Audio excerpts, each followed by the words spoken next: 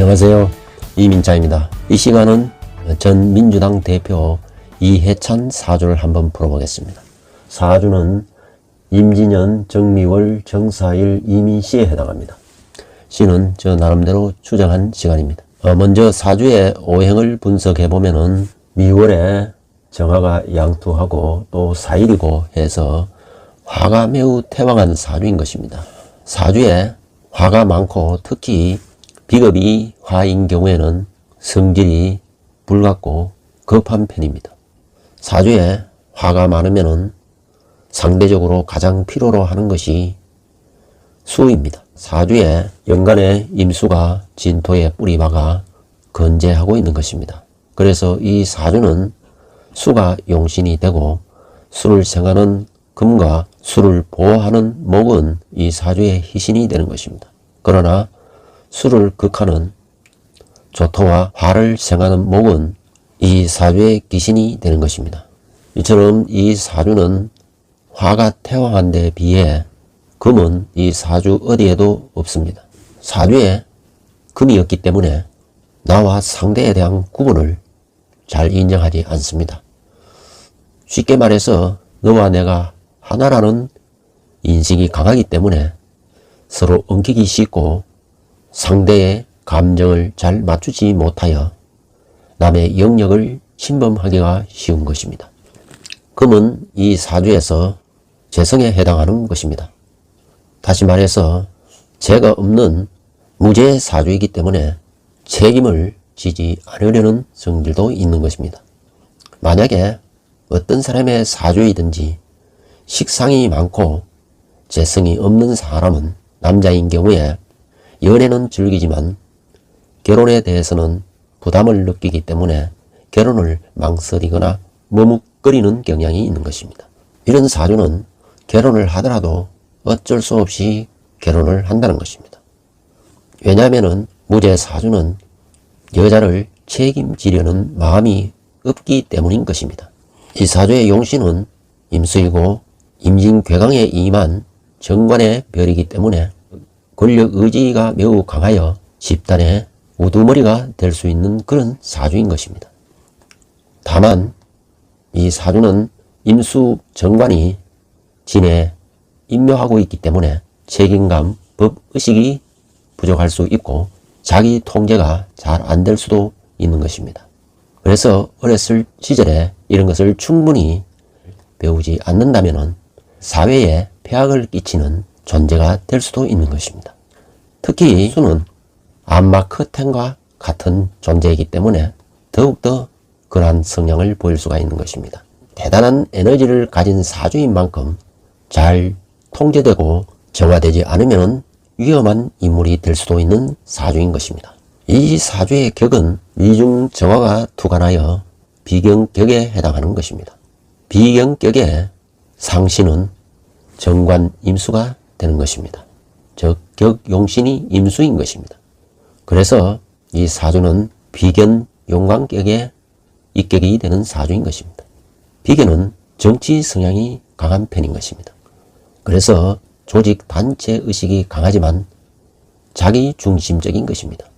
그래서 관직에 오르더라도 정치 성향이 매우 강한 자리에 임하게 되는 것입니다. 용신 중심으로 운로를 살펴보면 무신에서 운시가 시작되어 기후 경술신에 임자 개축하여 현재는 갑인대운에 임하고 있는 것입니다. 흘러온 운을 보면 금수운으로 흘러왔기 때문에 부귀영달을 누렸던 것입니다. 특히 용신이 왕해지는 신의 임자대운에는 인생의 전성기를 누리면서 출세 가도를 달려 장관이 되고 국회의원이 되고 국무총리가 되고 당대표를 지냈던 것입니다.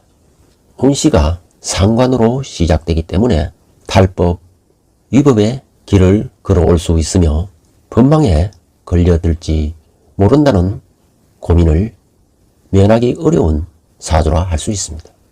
즉 항상 법에 걸려들 수 있다는 고민을 떨쳐버릴 수 없다는 것입니다. 지나온 인생의 궤적을 보면은 586 운동권 세력으로 반정부 투쟁을 하였고 또 광주에 간 적이 없으면서 5.18 유공자로 등록이 되어 있다는 의혹 등은 아슬아슬한 위험이 잠재되어 있다는 것을 의미하고 있는 것입니다.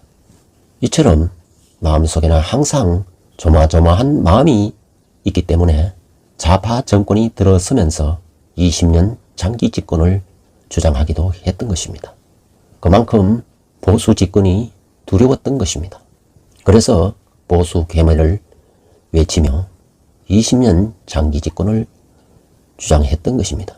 현재 갑인대운을 보면은 이제 더 이상 부귀영달은 없어 보이는 것입니다. 왜냐하면은 갑인대운은 화를 생하는 목운이기 때문에 목생화하여 화기운이 평창되면은 희용인 금수의 기운이 위축되고 수축되기 때문인 것입니다. 그러면은 인사형도 가중되고 형이 확장되게 되는 것입니다. 형살이 덮치면은 그간의 행적들에 대한 심판이 이어질 것으로 보여지는 것입니다. 특히 2024년 갑진년은 임수정관이 임묘되는 운인 것입니다. 임수정관이 임묘된다는 것은 본인이 정치적 활동에 종말을 고한다는 것을 의미하는 것입니다. 또한 임수는 이해찬 씨를 둘러싼 운동권 세력뿐만 아니라 주사파 세력의 종말을 의미하기도 하는 것입니다. 다시 말해서 주사파 세력은 2024년도에 몰락하여 사라질 것으로 예상이 되는 것입니다. 제가 2021년도 신축년에 금의 별이 종말을 구한다고 예언을 한 바 있습니다.